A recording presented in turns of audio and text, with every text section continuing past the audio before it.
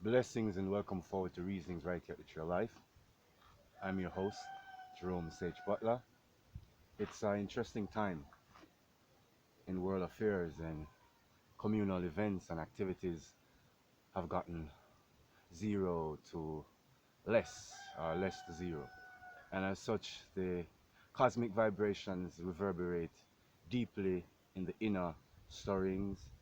Hope there's calmity and peace amongst your affairs in your inner world.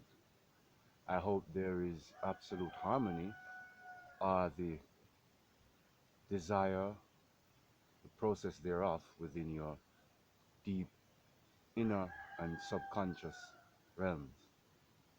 That the outer planes will not force their way in, and the provocation of the intensely negative projections do not wear through your magnetic field to your magnetic core and break down the very process of the circulation, inner reverberation and resonation of your energy patterns, hence affecting your outer behavior.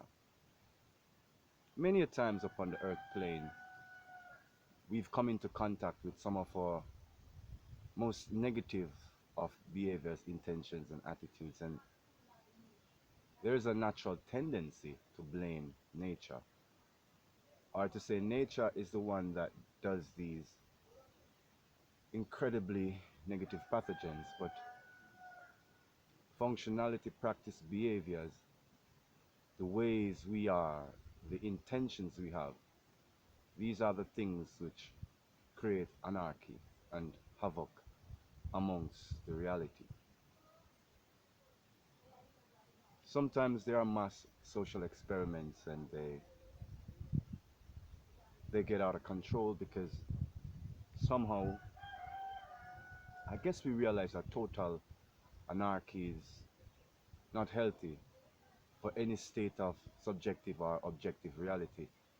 It's just an absolute chaos, and not even chaos theorem therein is applicable to do anything worthwhile in such scenarios. So when power has no means of expression through no forms of order, then what is the sense of power?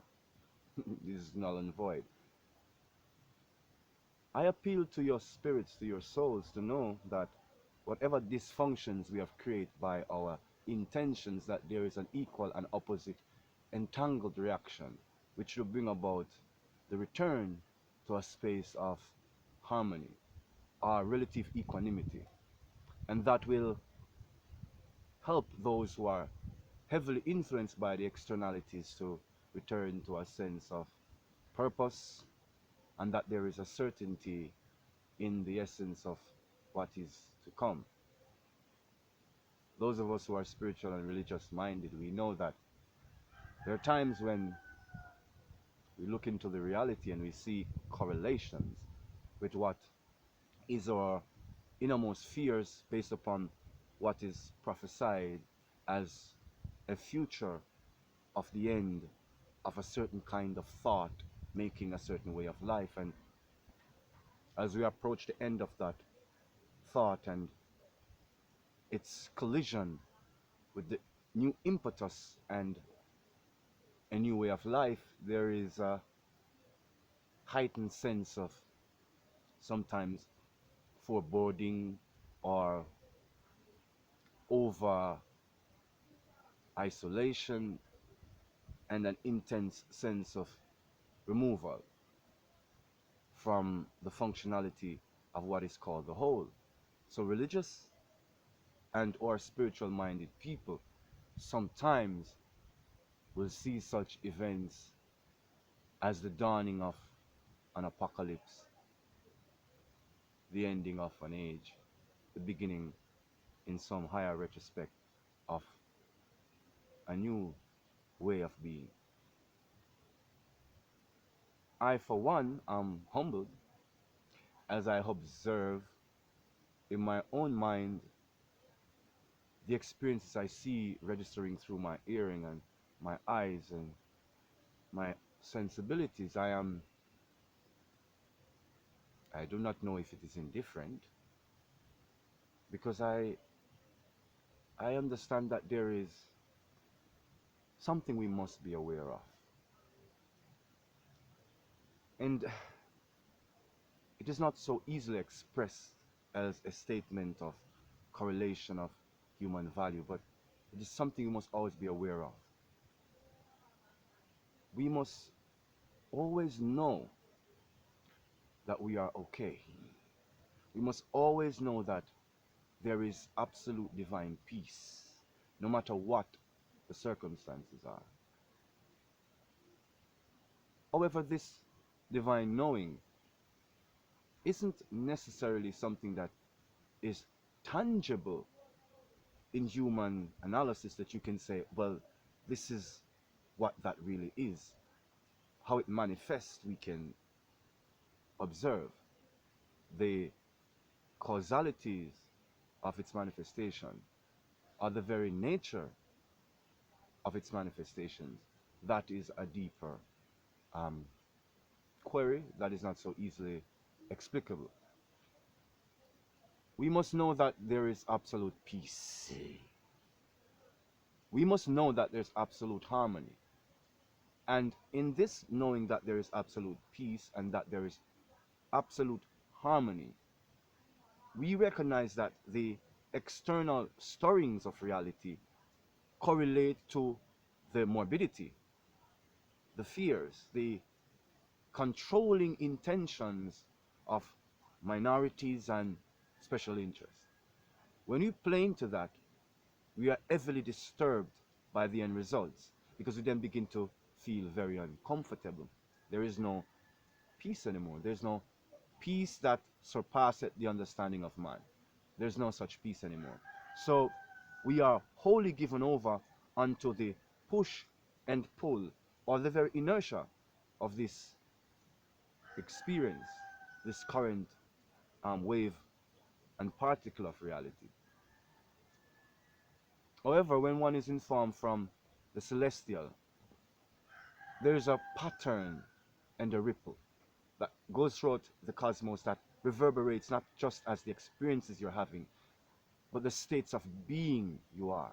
And this is very important, because what happens is that we are so drawn into the electrical impulses of others, because it teases and it excites, but it shocks and drains energy. But that which is our own, connected to sublime source, when Yahuwah is the sourcing of the energy, then there is that experience that is more than what is computable in the now. There is something which comes from somewhere beyond our knowing, this incredible peace that surpasseth human understanding. When that came upon me a while ago, it didn't really, it felt different, but I didn't know how to measure it. Until recently, when I saw the events of the current reality, and where I was in myself, I was clearly unlearning, learning, unlearning, and relearning. And there were other, thoughts as well that had correlated to that. I was within that space, seeing reality from a different archetype, not the archetype that brings total destruction or complete anarchist living, not chaos, not chaos theorem, but an absolute understanding of the interwoven coloration, cosmic alignments, vibrational harmony, physical and emotional experiences in the multiform. There is a singular harmonization to that. It's like experiencing reality and then being able to observe reality at the same time. When this becomes the case and you feel yourself in a situation where it is almost like you watched it in a movie and then it is not reality, then you question is this reality programmable? Is it being programmed? And as such, is what we fear something that we have been taught to fear? Let's put it the next way. Is what we expect of this apocalyptic living something programmed into us? Is it that what we expect of this end of cycles of human experience and thoughts in civilization, is that end of thought experience, is it programmed? Is it something programmed, as in pre-designed, and hence we are only fulfilling the role? And if such, being experiencer and then now being observer, can you then see that maybe that is the case? And if that is the case, what really scares the mind? The reality that it's possible that our experiences can be pre-programmed by other human beings? Or is it that we fear these programs? See, is it that's the case? I do not fear these programs, because illusions create the spectrum through which you see the eternal. It is necessary. Our lives are not illusions, but a lot of what we conjure from other dimensions of being are illusionary. They apply to our reality. I'm sure it seems very empowering to those who are able to conjure these things and bring energy from parallel dimensions into this reality. I'm sure that it pleases them much to be able to see their work of ages coming through. But I also know that because there's this multiform illusion and illusory experience of what is actual. These waves and these particles, they dip, contort, and they bend, and they somewhat self-eliminate, yet replicating the self-elimination. So the Akashic is filled with morbidity, broken, conformed, malformed human, realities and perception, self-perception. And there are many of great, teachers, communicators from the astral plane, those who have made that connection, who have pulled these records and have brought these great Iliads to us, these great archetypes of clarity to us, and have shown us how it is that when we apply these intensely human desires towards, a programmed outcome, how the consequences thereof is like a self-elimination.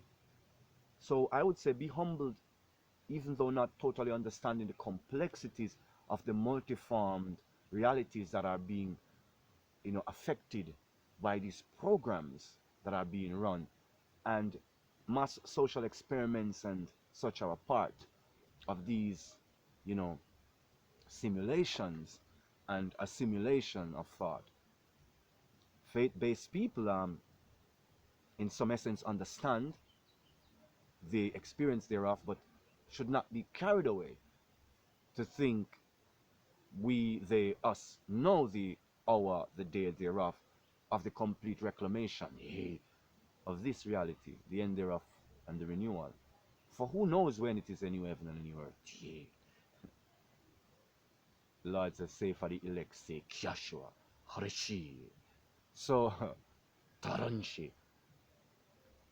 Let us, in all humility then, be calm, continue in what we think are the God-given blessings and gifts of self-harmony, high magnetic fields of resonation, resonating on the highest frequency for a healthy well-being, healthy state of expression, sharing this light of Yeshua amongst your fellow humans, spreading this light, this peace that surpasses human understanding to as many as you can, forwarding this word of harmony, of healing, of love, of true care, not to break the social cohesion, but to increase it And if distance be the thought of separation, let us in the psychic energy harmonize our vibrations in spirit, for there is no distance in time and space in vibration.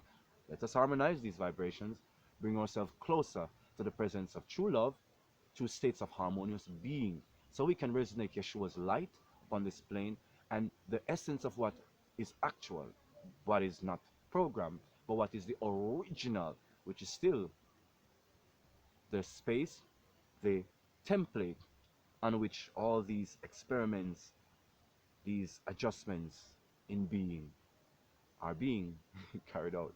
So, whilst we observe and experience, let us give Yahuwah the divine praise, knowing what he only knows. Only he knows, right? What really is and how these things are. So let us not haste to make judgments and say decisions that later on we will regret, because we'll harm ourselves. And we should be careful to trust the divine spirit, because now it's not the time, if we're feeling something is happening, to trust the spirit of fear, which comes from all manner of lack of information. And when it gets to a high level, oh my God, that's hysteria. And it sounds like a nice word, but it doesn't have nice end results when it becomes at its highest vibration and just spreads. Then you know what spreads. So to bring back all that chaos of fear and disharmony and lack of information and all that disrespect of our fellow humans and dishonor of our fellow human beings, let us bring that back in and show the true Christ-like nature, the true natural way of being, to respect all life forms, because truly it is our own activities which causes our own hurt and dishonor, dysfunction, dis-ease, distraction, dysfunctions, disharmonization. It's really just us dissing ourselves. So let us stop dissing each other and stop dissing the Spirit of the Most High. Give love a chance in true vibration. It's not a word, it's not just a thought, it is a frequency. Let the frequency resonate so that a higher healthy state of being can be promoted, and we stop segregate based upon culture, social, class, creed, culture, and contexts, right? Because there's so much.